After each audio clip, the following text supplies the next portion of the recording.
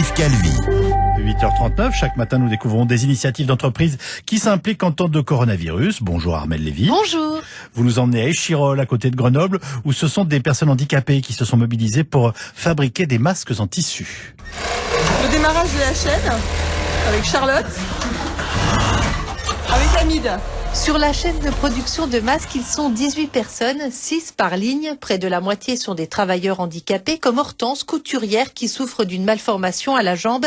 Elle travaille donc assise sur une chaise adaptée, en respectant tous les gestes barrières. Moi, avec mon handicap, je me lève et je sors pour venir en aide aux gens. Moi, malgré mes douleurs, mais je préfère aller travailler parce que je suis au service de la nation. C'est utile au moins pour la société, parce que les gens en ont besoin. Valérie Dodge dirige cette usine. Elle a été missionnée dans le cadre de l'opération Résilience du gouvernement pour fabriquer ces masques. Ils seront distribués aux collectivités locales.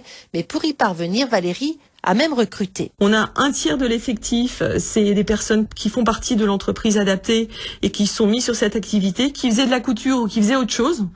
On a un tiers de personnes qui font partie de l'association APF France Handicap, qui sont ergothérapeutes, kinésithérapeutes et qui viennent nous aider à produire les masques. Et puis on a un tiers de personnes qu'on a recrutées. Une partie est en situation de handicap et une partie des jeunes femmes qui sortent de BTS couture. Elle est donc capable désormais de fournir 15 000 masques par semaine avec toutes les bonnes volontés du monde. En fait, quand on a décidé de se lancer sur les masques, il me manquait des machines. J'ai mon fournisseur de machines qui est une entreprise locale qui m'a prêté des machines pour monter une deuxième ligne. Après, il m'en a vendu 2.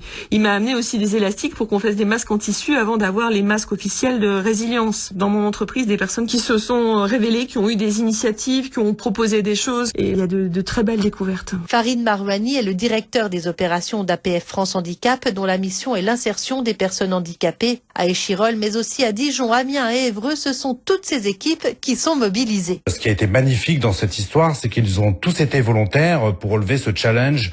Les personnes en situation de handicap, qui sont d'habitude vues comme des personnes qui reçoivent des aides, ils ont pu et voulu montrer qu'ils pouvaient être aussi très utiles, et c'est cette énergie qui nous permet aujourd'hui de fabriquer beaucoup de masques par mois. Aujourd'hui, les travailleurs handicapés fournissent 100 000 masques par semaine, mais ils vont monter en puissance pour produire 1 million de masques par mois.